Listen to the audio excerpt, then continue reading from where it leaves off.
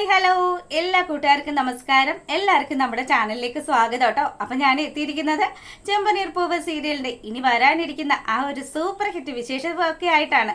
നേരെ നമുക്ക് ആ കഥയിലേക്ക് പോയാലോ. അങ്ങനെതാ നമ്മുടെ സച്ചിയും രേവതിയും കൂടി കണ്ണിനൊക്കെ പരിക്ക് പറ്റിയ ശ്രുതിയുടെ മകനെയും മുത്തശ്ശിയും ഒക്കെ കൂട്ടി വീട്ടിലേക്ക് വരികയാണ്. ചന്ദ്രമതിക്കാണെങ്കിൽ ഈ കാര്യങ്ങളൊന്നും തീരെ ഇഷ്ടപ്പെടുന്നില്ല. ആ കുഞ്ഞു ചെറുക്കൻ ചെറിയ കുറുമ്പൊക്കെ കാണിക്കുമ്പോൾ ചന്ദ്രമതി അതൊക്കെ വലിയ വിഷയമാക്കിയിട്ട് ആ ചെറുക്കനെയും അതുപോലെ തന്നെ ശ്രുതിയുടെ അമ്മയും ഒക്കെ മോശമായിട്ട് സംസാരിക്കുകയാണ്. അതെ, അച്ചമ്മ വളർത്തിയ മകനാണ്, അതുകൊണ്ടാണ് ഈ സച്ചി ഇങ്ങനെ തലതിരിഞ്ഞു പോയത്. അതുപോലെ തന്നെ ആയിരിക്കും ഈ കൊച്ചു ചെറുക്കനും ഇവനും ഇങ്ങനെയൊക്കെ തലതിരിഞ്ഞു പോകുമെന്നും പറഞ്ഞ് ചന്ദ്രമതി ആ കുഞ്ഞിനെ കുറ്റം പറയുമ്പോൾ രേവതി പറയുന്നുണ്ട്, അതൊരു ചെറിയ കുഞ്ഞല്ലേ അമ്മേ, അതെന്ത് തെറ്റ് ചെയ്തിട്ടാ ഞങ്ങൾ അവരെ ഇങ്ങോട്ട് കൂട്ടിക്കൊണ്ട് വന്നത്? അത് അച്ഛനോട് കൂടി അനുവാദം ചോദിച്ചിട്ടാണ്, അല്ലാതെ അമ്മ എന്തിനാ ഇങ്ങനെയൊക്കെ പ്രശ്നം ഉണ്ടാക്കുന്നതെന്നും പറഞ്ഞ് രേവതിയും സച്ചിയും ഒക്കെ വന്ന് നമ്മുടെ ചന്ദ്രമതിയുടെ അടുത്ത് സംസാരിച്ചു. ഇവരാരും പറയുന്ന കാര്യങ്ങളൊന്നും കേൾക്കാൻ ചന്ദ്രമതി തയ്യാറല്ല. അപ്പം ശ്രുതിക്കാണെങ്കിലോ എങ്ങനെയും തൻ്റെ അമ്മയും മകനും ഈ വീട്ടിൽ നിന്നൊന്ന് പോയി കിട്ടിയാൽ മതി എന്നുള്ളൊരു ചിന്തയിലാണ്. അപ്പം ചെറിയൊരു ഗ്യാപ്പ് കിട്ടുന്ന സമയത്ത് ശ്രുതി പോയിട്ട് അമ്മയോടും അതുപോലെ തന്നെ ആദിക്കുട്ടനോടും ഒക്കെ സംസാരിക്കുന്നൊക്കെ ഉണ്ട്.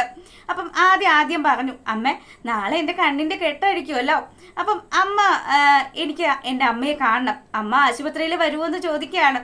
അപ്പം ശ്രുതി പറയാണ്, മോനെ ഞാൻ എന്താ ചെയ്യേണ്ടത്? മോൻ ഇവിടെ വെച്ച് അമ്മയെന്നൊന്നും വിളിക്കരുത് കേട്ടോ, ആരെങ്കിലും കേട്ട് കഴിഞ്ഞാൽ അത് വലിയ വിഷയമൊക്കെ ആവും. അപ്പം അതുകൊണ്ട് ഇവിടെ വെച്ച് അങ്ങനെയൊന്നും വിളിക്കരുത്. നാളെ മോൻ്റെ കണ്ണിൻ്റെ കെട്ടടിക്കുന്ന സമയത്ത് അമ്മ അവിടെ ആശുപത്രിയിൽ ഉണ്ടാകുമെന്നും പറഞ്ഞ് കൊച്ചിനോട് കാര്യങ്ങൾ പറഞ്ഞു. ആ മോനൊരു ഉമ്മയൊക്കെ കൊടുത്ത് നമ്മുടെ ശ്രുതി അവിടെ അങ്ങനെ നിൽക്കുകയാണ്. എന്ത് ചെയ്യാനാണ്? ശരിക്കും പറഞ്ഞാൽ ശ്രുതിക്ക് ഇപ്പം തൻ്റെ മകനോട് ഒരു ചെറിയ സ്നേഹമൊക്കെ തോന്നുകയാണ്. പക്ഷെ തനിക്കിപ്പോൾ കിട്ടിയ ജീവിതം അത് കളഞ്ഞു കുളിക്കാനായിട്ട് ഈ കുഞ്ഞൊരു കാരണവും ആകരുത്. അങ്ങനെ അവൾ മൊത്തത്തിൽ ധർമ്മസങ്കടത്തിൽ നിൽക്കുകയാണ്. ഈ സമയത്താണെങ്കിലും സച്ചിയും അതുപോലെ തന്നെ രേവതിയും വിമലാമ്മയോടും നമ്മുടെ ആദിക്കുട്ടനോടും പറഞ്ഞു, നിങ്ങൾ വിഷമിക്കുമൊന്നും വേണ്ട, ഇത് എൻ്റെ അമ്മയുടെ സ്വഭാവം ഇങ്ങനെയൊക്കെയാണ്, അതുകൊണ്ട് ദയവ് ചെയ്ത് നിങ്ങൾ അമ്മ പറയുന്ന കാര്യങ്ങളൊന്നും ആലോചിച്ച് സങ്കടപ്പെടരുത് കേട്ടോ എന്ന് പറഞ്ഞു. അപ്പം അമ്മ പറയുന്നുണ്ട്, വിമലാമ്മ പറഞ്ഞു, ഞാൻ കാരണം രേവതിക്കും അതുപോലെ സച്ചിക്കും ഒക്കെ ഒരുപാട് ബുദ്ധിമുട്ടുണ്ടായില്ലേ, ഞങ്ങൾ ഈ രാത്രി തന്നെ തിരിച്ചു പോയിക്കോളാം, അല്ലെങ്കിൽ ഞങ്ങൾ ആശുപത്രിയിൽ പോയി അഡ്മിറ്റ് ആയിക്കോളാം എന്നൊക്കെ പറഞ്ഞു. പക്ഷേ സച്ചിയും രേവതിയും അവർ ആ രാത്രി അവിടെ നിന്ന് വിടാനായിട്ട് സമ്മതിക്കുന്നില്ല. അങ്ങനെ പിറ്റേ ദിവസം ആയപ്പോഴത്തേക്കിനും നമ്മുടെ ശ്രുതി ആരും കാണാതെ അവളുടെ അമ്മയുടെയും ആദിക്കുട്ടൻ്റെയും അടുത്ത് ചെന്നിട്ട് അവരോട് കാര്യങ്ങൾ പറയുകയാണ്. അതെ, ഞാൻ ആശുപത്രിയിൽ എത്തിക്കോളാം, പിന്നെ ഈ രേവതിയും സച്ചിയും ഒക്കെ അവിടെ വന്നു കഴിഞ്ഞാൽ ഞാൻ അവിടെ നിൽക്കുന്നത് എന്താണെന്നൊക്കെ ചോദിച്ചാൽ നമ്മൾ തമ്മിൽ വലിയ റിലേഷനൊന്നും ഉള്ളതായിട്ടൊന്നും അമ്മയും ആദിക്കുട്ടനും കാണിക്കരുത് കേട്ടോ എന്ന് പറഞ്ഞു. എൻ്റെ മോളെ, നീ എന്തുമാത്രം കഷ്ടപ്പെടുന്നുണ്ട്, നീ വിഷമിക്കുമൊന്നും വേണ്ട കേട്ടോ, നിന്റെ മോനെ ഞാൻ പൊന്നു പോലെ നോക്കാമെന്നും പറഞ്ഞ് നമ്മുടെ വിമലാമ്മ കാര്യങ്ങളൊക്കെ പറഞ്ഞ് ശ്രുതിയെ ആശ്വസിപ്പിക്കുകയാണ്. അങ്ങനെതാ നമ്മുടെ സച്ചിയും രേവതിയും ഒക്കെ റെഡിയായി വന്നു. ദേ, നമുക്ക് ആശുപത്രി പോകണ്ടേ, ഇന്ന് ആദിക്കുട്ടൻ്റെ കണ്ണിൻ്റെ കെട്ടഴിക്കുന്ന ദിവസമാണ്, അതുകൊണ്ട് മോനെ ദേ ആദ്യം മോൻ ആരെ കാണാൻ ആഗ്രഹമെന്ന് പറയുമ്പോഴത്തേക്കിനും പെട്ടെന്ന് കൊച്ചു പറയുന്നുണ്ട്, എനിക്ക് എൻ്റെ അമ്മയെ കാണാനാണ് ആഗ്രഹമെന്ന്. അപ്പോൾ പെട്ടെന്ന് തന്നെ നമ്മുടെ രേവതി ചോദിക്കുന്നുണ്ട്, അതിന് മോൻ്റെ അമ്മ ഇവിടെ ഇല്ലല്ലോ, മോൻ്റെ അമ്മ വിദേശത്തല്ലേ ഉള്ളത്.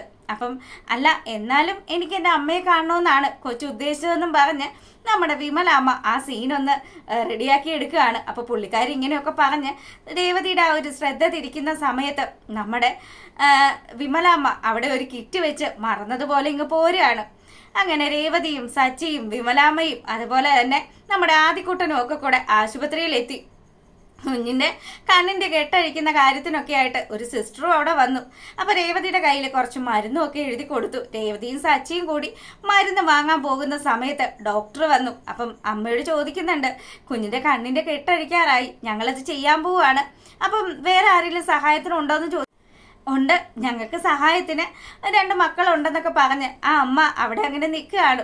പിന്നെ ഡോക്ടർ വന്ന് കെട്ടഴിച്ച് പതിയെ നമ്മുടെ ആദിക്കുട്ടൻ കണ്ണ് തുറക്കുമ്പോൾ കാണുന്ന കാഴ്ച തൻ്റെ അമ്മ തൻ്റെ ശ്രുതി മുന്നിൽ നിൽക്കുന്നതാണ്. അപ്പം അവന് വലിയ സന്തോഷമായി കേട്ടോ. ഇവൻ്റെ ഈ ഒരു സന്തോഷമൊക്കെ കാണുന്ന സമയത്ത് നമ്മുടെ വിമലയുടെയും മനസ്സ് നിറഞ്ഞു. വിമല പറയുന്നുണ്ട്, ഞാൻ ഓർത്തു മോളെ, നീ വെറുതെ പറഞ്ഞതായിരിക്കും, കുഞ്ഞിനെ സന്തോഷിപ്പിക്കാൻ വേണ്ടി പറഞ്ഞതായിരിക്കുമെന്ന്. അല്ലമ്മേ, ഞാൻ എൻ്റെ മോനെ കാണാൻ വേണ്ടി തന്നെ തന്നെയാണ് വന്നതെന്നും പറഞ്ഞ് അവളിതാ കുഞ്ഞിനെ വന്ന് കെട്ടിപ്പിടിക്കുകയാണ്. അപ്പം ആദിക്ക് കുറെ ഉമ്മയൊക്കെ കൊടുത്തു. ആദ്യം പറയുന്നുണ്ട്, കണ്ണു തുറന്നു, എനിക്ക് എൻ്റെ അമ്മയെ കാണാൻ പറ്റിയല്ലോ, എനിക്ക് ഒരുപാട് സന്തോഷമായെന്നും പറഞ്ഞ് കുഞ്ഞും അമ്മയും കൂടി ഇങ്ങനെ കെട്ടിപ്പിടിച്ച് നിൽക്കുന്ന സമയം നമ്മുടെ രേവതി വരികയാണ്. രേവതി വന്നതും അവൾ വരുമ്പോൾ കാണുന്ന കാഴ്ച ഇവർ രണ്ടുപേരും ഇത്രയും ക്ലോസ് ആയിട്ട് നിൽക്കുന്ന കാഴ്ച. അപ്പം അമ്മയെ എന്നൊക്കെ വിളിച്ച് ആദ്യം സംസാരിക്കുന്നത് കൂടി രേവതി കേൾക്കുന്ന സമയത്ത് രേവതിക്ക് എന്തൊക്കെയോ ഒരു സംശയം ഉദിക്കുകയാണ്. വീട്ടിൽ വന്ന സമയത്ത് ആദിയോടും വിമലയോടും വലിയ താല്പര്യമൊന്നും കാണിക്കാതെ ഇരുന്നതാണല്ലോ നമ്മുടെ ശ്രുതി.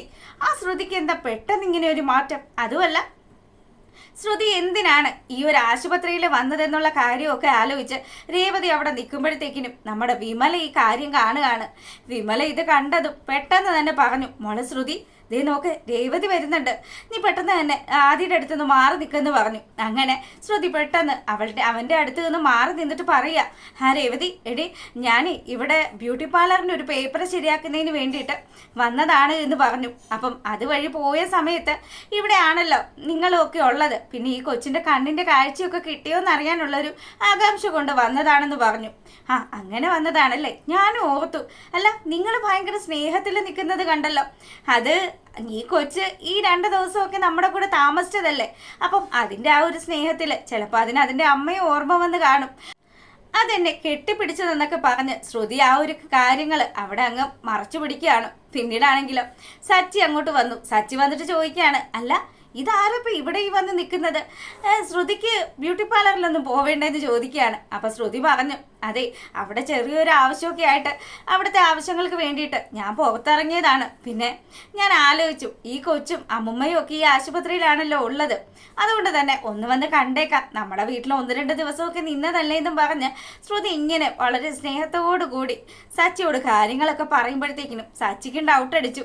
ഇവളുടെ സ്വഭാവം വെച്ചിട്ട് ഇവളങ്ങനെ പെട്ടെന്ന് ആരോടും ഒന്നും മെരുങ്ങുന്നതല്ലല്ലോ, അതുകൊണ്ട് ഈ കൊച്ചിനോട് എന്തോ ഒരു അറ്റാച്ച്മെന്റ് ഉണ്ട് എന്നുള്ള രീതിയിൽ ഇവൻ ഇങ്ങനെ ചിന്തിച്ച് നിൽക്കുമ്പോഴത്തേക്കിനും പെട്ടെന്ന് തന്നെ അങ്ങോട്ടേക്ക് ഡോക്ടർ വരികയാണ്. ഡോക്ടർ വന്നിട്ട് പറഞ്ഞു, അതെ, ഇപ്പം ഈ മോന് യാതൊരുവിധ വിഷയവും ഇല്ല, അതുകൊണ്ട് തന്നെ നിങ്ങൾക്ക് ഡിസ്ചാർജ് ചെയ്ത് പോവാന്ന് പറഞ്ഞു. അപ്പം നമ്മുടെ വിമലാമ്മയും അതുപോലെ നമ്മുടെ ശ്രുതിയും ഒക്കെ കൂടി ഇങ്ങനെ ഇറങ്ങി വരികയാണ്. അങ്ങനെ നമ്മുടെ ആദ്യക്കുട്ടനെയും എടുത്ത് സച്ചി അവിടെ നിന്ന് ഇറങ്ങുന്ന സമയത്ത് ശ്രുതിക്കാണെങ്കിലും കുറച്ച് സമയം കൂടെ തൻ്റെ മോനെ തൻ്റെ കൂടെ നിർത്തായിരുന്നു എന്നുള്ള രീതിയിൽ ഇങ്ങനെ ആലോചിച്ച് നിൽക്കുമ്പം ആദ്യമാണെങ്കിലോ സ്വന്തം അമ്മയാണ്, അപ്പം ഇത്രയും കാലവും താൻ മകനാണെന്ന് പോലും പറയാതെ തൻ്റെ ചേച്ചിയാണ് എന്നൊക്കെ പറഞ്ഞ് വിശ്വസിപ്പിച്ച് നിന്ന ആ ഒരു അമ്മ, ആ ഒരു അമ്മയെ ടാറ്റയൊക്കെ കാണിച്ച് നമ്മുടെ ആദ്യം അവിടെ നിന്ന് പോവുകയാണ്. അപ്പം വിമലാമ്മയ്ക്കും വലിയ സങ്കടമൊക്കെ ആയി. തൻ്റെ മകള് ഇപ്പോൾ ഒരുപാടധികം ആ ഒരു മകനെ സ്നേഹിക്കുന്നുണ്ട്, എന്തായാലും ഇവർക്കൊക്കെ ഒരുമിച്ച് ജീവിക്കാനുള്ള ഒരു അവസരം ഉണ്ടാകണേ ദൈവമേ എന്നുള്ള പ്രാർത്ഥനയിൽ ആ അമ്മയും അവിടെ നിന്ന് നടന്നു പോകുന്നത് കാണിച്ചുകൊണ്ടാണ് നമ്മുടെ ആ ഒരു എപ്പിസോഡ് വൈൻഡപ്പ് ആകുന്നത്. അപ്പം എന്താ എപ്പോഴും പറയുന്നത് പോലെ നിങ്ങൾക്ക് ഇഷ്ടപ്പെട്ട് കഴിഞ്ഞാൽ സബ്സ്ക്രൈബ് ചെയ്യാൻ മറക്കരുത് കേട്ടോ. അപ്പം എല്ലാവർക്കും നല്ലൊരു രാത്രിയൊക്കെ ആശംസിച്ചുകൊണ്ട് വീഡിയോ വൈൻഡപ്പ് ചെയ്യാണ്. താങ്ക്